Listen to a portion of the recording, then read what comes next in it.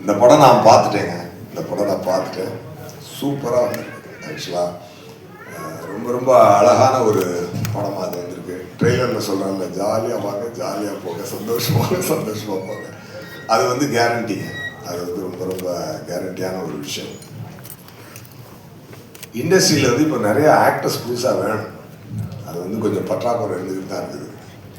அதுக்கு வந்து தனுஷா வந்து ஒரு பட்டாளத்தையே ரெடி பண்ணி அனுப்பிச்சிட்டாரு. எல்லாத்தையுமே ஒரு நல்ல பிரமாதமான ஒரு ஒர்க் வாங்கியிருக்கிறாரு. அருமையான கதைக்களம். நான் சொன்னால் கொஞ்சம் அதிகமாக இருந்த உங்களுக்கு சிலருக்கு ஃபீல் ஆகலாம். இருந்தாலும் நான் சொல்கிறேன் பரவாயில்ல. ஏன்னா என் மனசில் ஃபீல் ஆகுது. நான் சொல்லவே என்றைக்குமே தயங்க மாட்டேன். அதாவது ஒரு டைமில் பாலச்சந்தர் சாரும் அனந்த் சாரும் சேர்ந்து ஒன்று பண்ணுவாங்கல்ல, அதை வந்து சிங்கிள் ஹேண்டடாக அசால்ட்டாக வந்து தனுஷா பண்ணியிருக்காரு.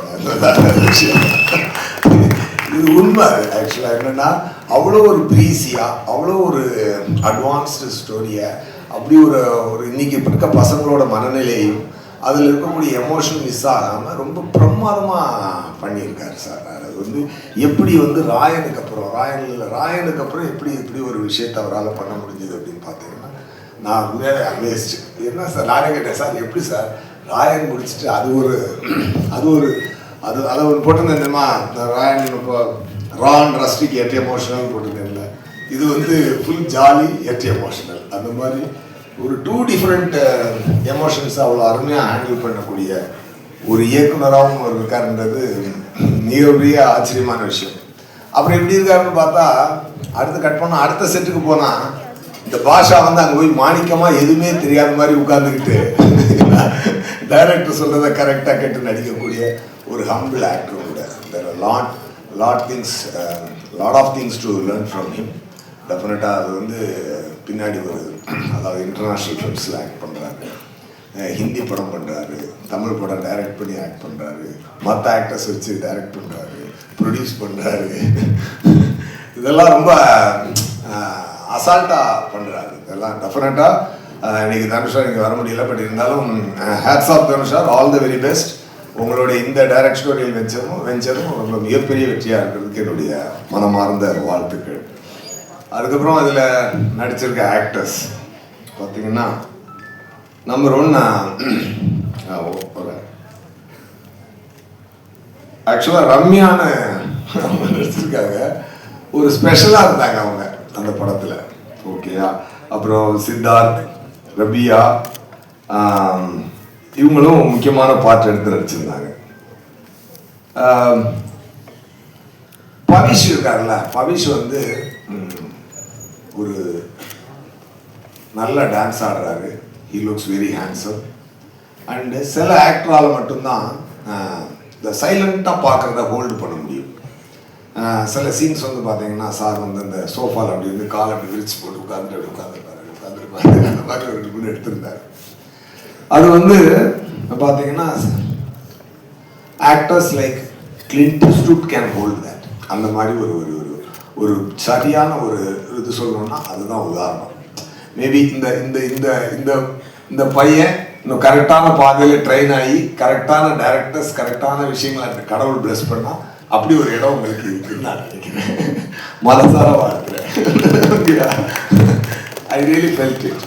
அந்த அந்த அந்த சைலண்ட் லுக்கை ஹோல்டு பண்ணுறது அஃப்கோர்ஸ் டைரக்டர் டிமாண்ட் பண்ணியிருப்பார். ஏன்னா எனக்கு டைரக்டர் சார் தெரியும், உட்கார்ந்து பர்ஃபார்மன்ஸ் வாங்கினாங்க. அது வாங்கினாலும் அதை பண்ணும்பொழுது அது ஒர்க் ஆகணும் இல்லையா, அது உங்களுக்கு நல்லா ஒர்க் ஆகிருக்கு. டெஃபினட்டாக ஒரு உங்களுக்கு God should bless you with right projects and right directors in future also. அதுக்கப்புறம் பார்த்தீங்கன்னா வெங்கி வந்து ராயலில் அசிஸ்டன்ட் டைரக்டர். நமக்கு வந்து ஷூட்டிங் ஸ்பாட்டில் வந்து நமக்கு பொசிஷன் கொடுக்குறது, டைலாக்லாம் வந்து சொல்லி கொடுக்குறது, டைரக்டர் சார் வாங்கிட்டு அப்புறம் ரிஹர்ஸ் பண்ணும்போது கூட வச்சுட்டு தான் ரிஹர்ஸ் பண்ணிகிட்டு இருப்பேன்.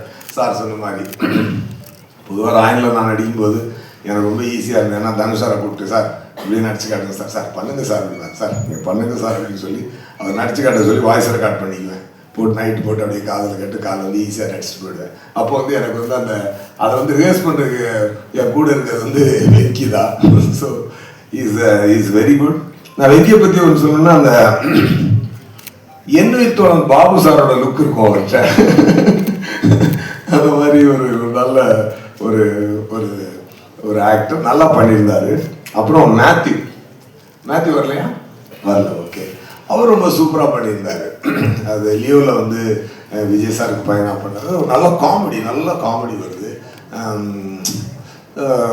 அதுக்கப்புறம் பார்த்தீங்கன்னா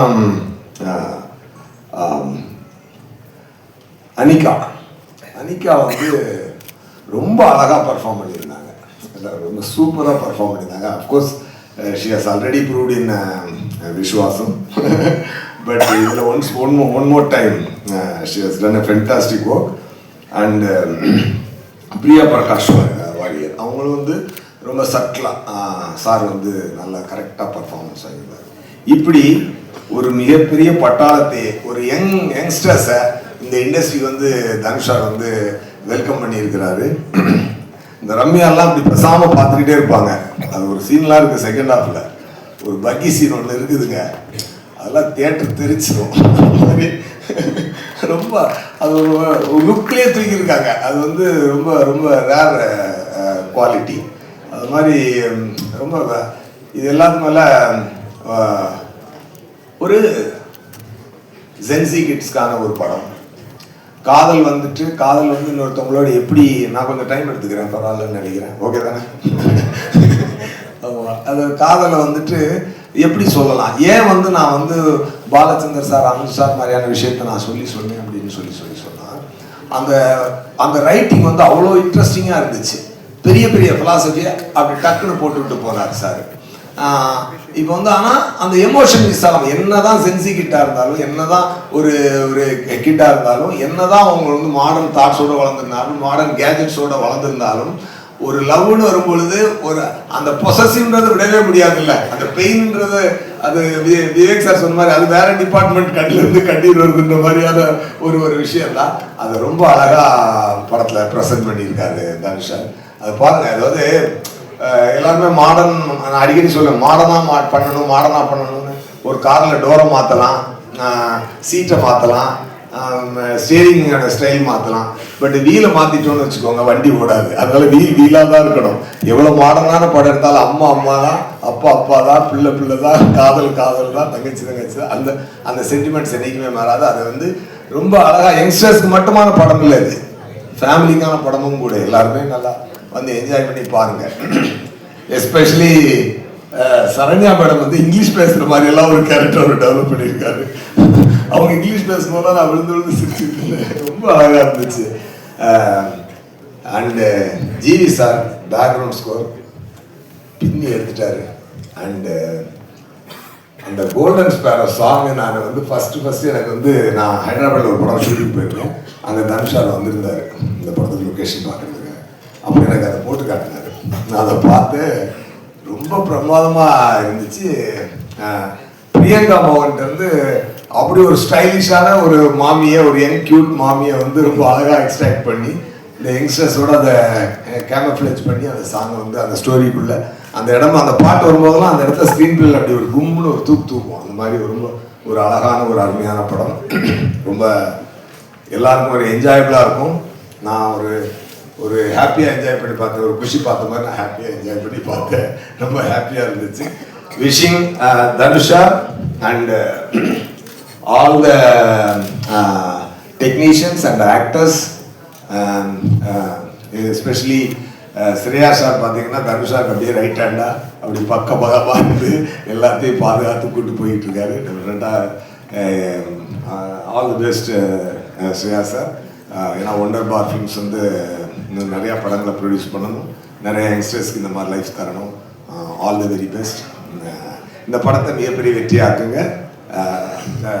சார் சொன்ன மாதிரி 21st 2 படம் ரிலீஸ் ஆகுது. இன்னொரு பக்கம் நம்ம நண்பர் தான், அவர் படமும் நல்ல பெரிய ஹிட் ஆகட்டும், இந்த படமும் மிகப்பெரிய ஹிட் ஆகட்டும், எல்லாமே நல்ல பெரிய ஹிட் ஆகட்டும். அண்டு யங்ஸ்டர்ஸ் நிறையா வரணும், வந்திருக்காங்க.